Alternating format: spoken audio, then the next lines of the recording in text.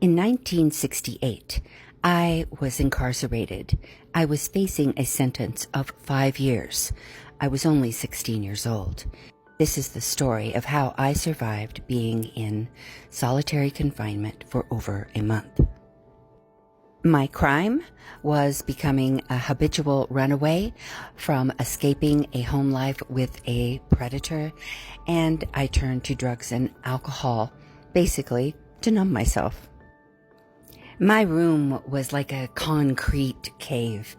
I had a tiny window that I could peek out of at the top of my bed, and my bed was basically a steel platform with a thin mattress on top, and I had a toilet and a sink inside my room. I was issued, let's just call them pajamas, no shoes, no underwear.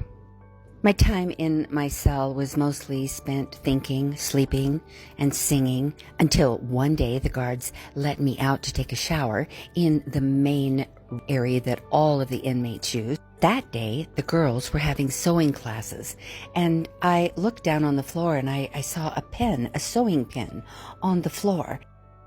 And I don't know what attracted me to it, but I guess I wanted it.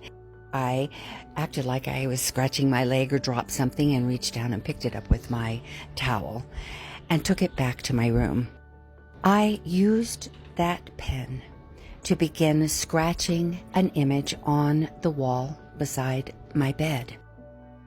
It was a hard plaster wall, and I had to dig deep in some places to leave a mark or a line.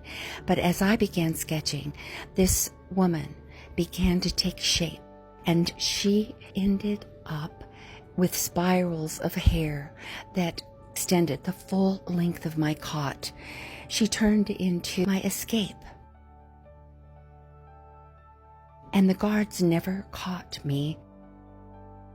And I would draw as long as I had light.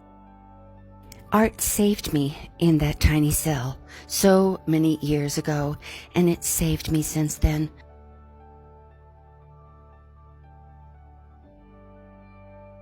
I've often thought about the inmates that slept in that bed afterward, and maybe my art helped them too escape and survive the loneliness.